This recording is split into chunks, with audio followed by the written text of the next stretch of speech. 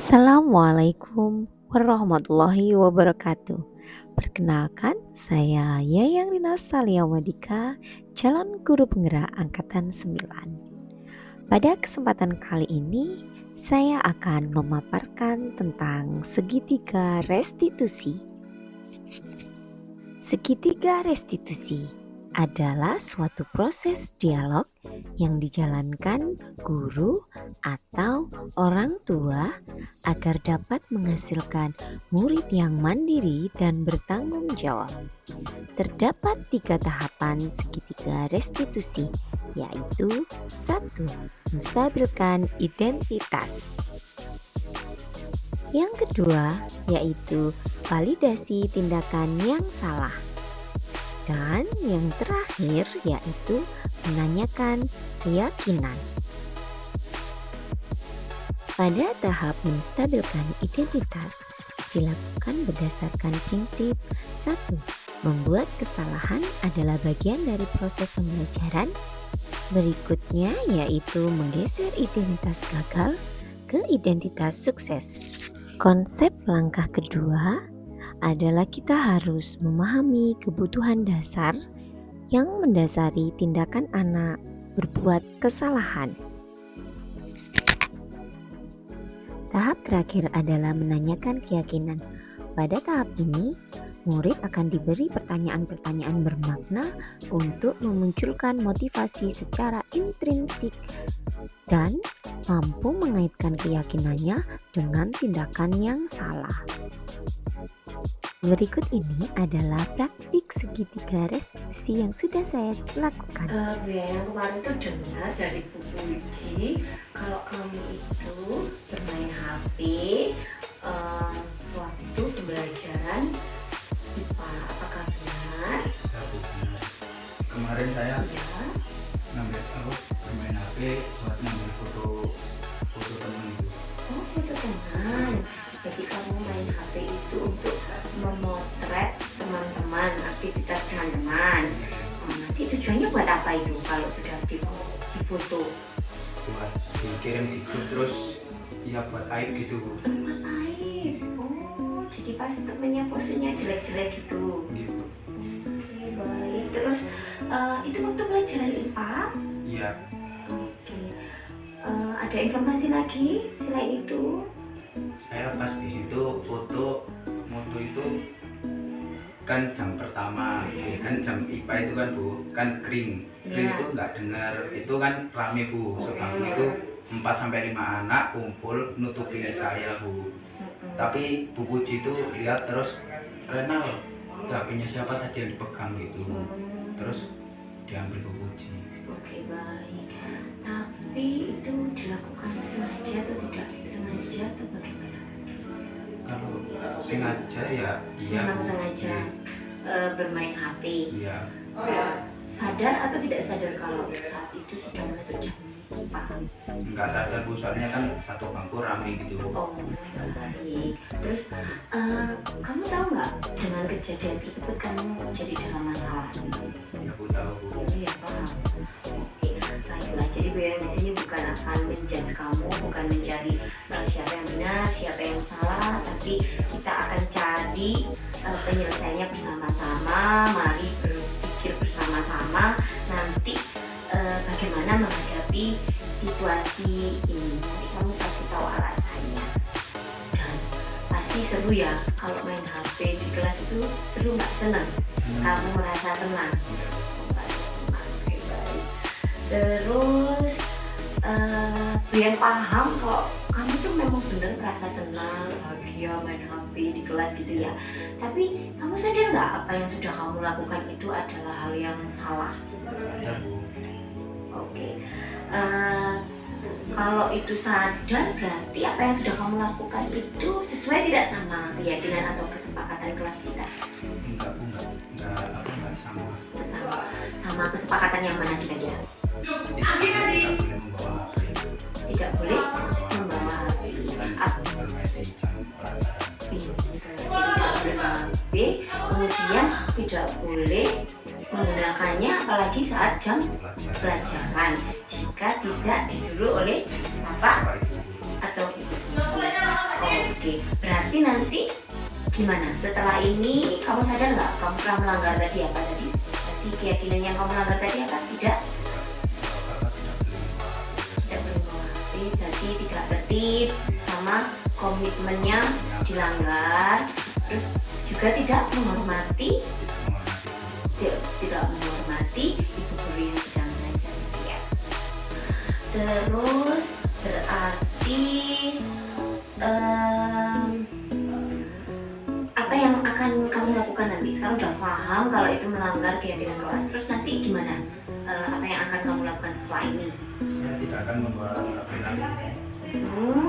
Terus kepada Bu Puji apa yang sudah kamu lakukan?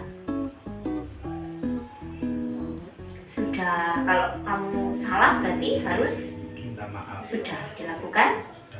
Oke, pinter.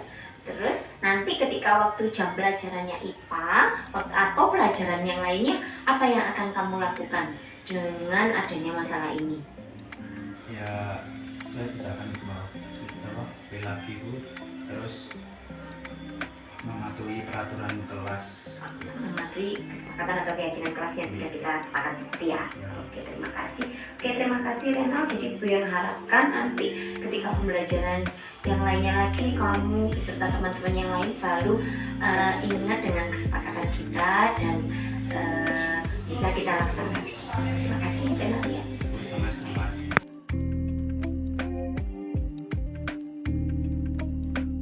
Cuman setelah gue yang berbincang-bincang sama beberapa guru dan diskusi, ternyata ada beberapa tugas dari Juan itu yang belum terselesaikan. Mungkin sudah ada masalah atau yang ada yang bisa disampaikan Bu Yayel.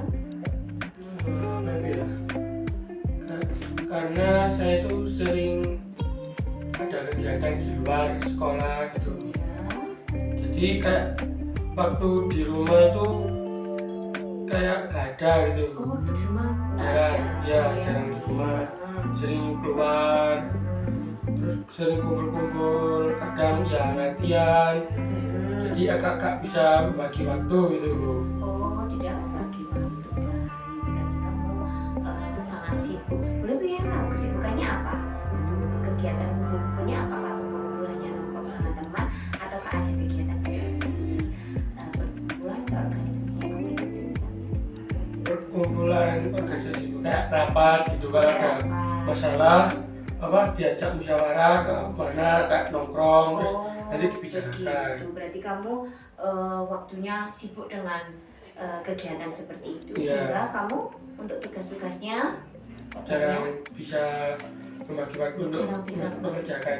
Oke, baik. Berarti dengan hal tersebut kamu sadar nggak kalau dengan tidak mengerjakan tugas itu kamu menjadi mempunyai masalah baru?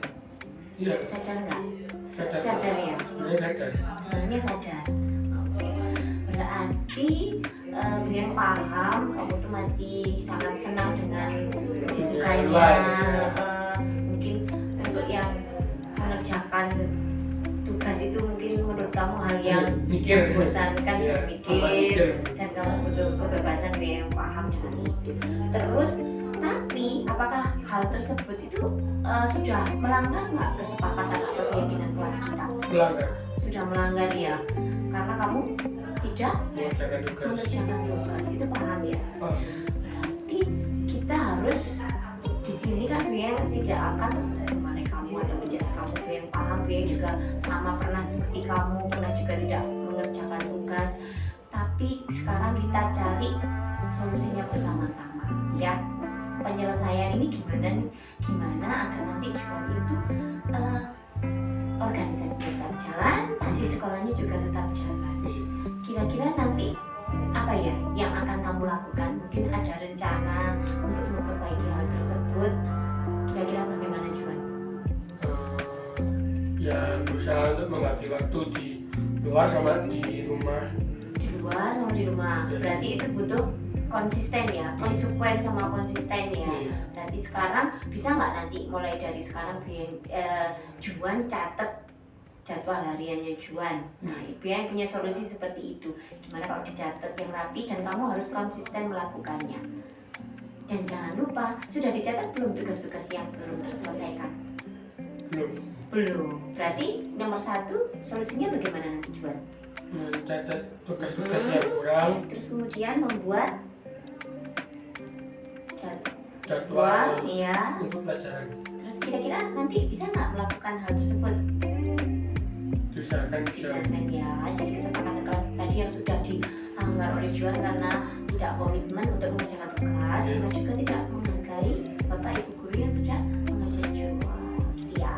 Jadi nanti bisa kira-kira bisa. bisa ya. Berarti itu yang harus Juan lakukan. Nanti kalau sudah terselesaikan semuanya, untuk kedepannya bagaimana pembelajaran selanjutnya untuk tugas-tugas? Ketika ada tugas, Juan apa yang akan Juan lakukan? Bisa untuk mengerjakannya. Dengan segera. Ya, kalau ada tugas berarti Segera agar tidak mengerjakan. menumpuk, segera mengerjakan. Baik Juan, semoga nanti setelah ini Juan bisa menyelesaikan semua tugasnya, dan untuk tugas-tugas ke depan Juan tidak ada keterlambatan. Ya, terima kasih. Kesimpulan yang bisa kita ambil pada kegiatan kali ini yaitu sebagai seorang pendidik, kita harus mampu menerapkan segitiga restitusi pada berbagai masalah yang muncul di sekitar kita dengan menempatkan posisi sebagai control manager. Demikian pemaparan dari saya. Terima kasih. Wassalamualaikum warahmatullahi wabarakatuh.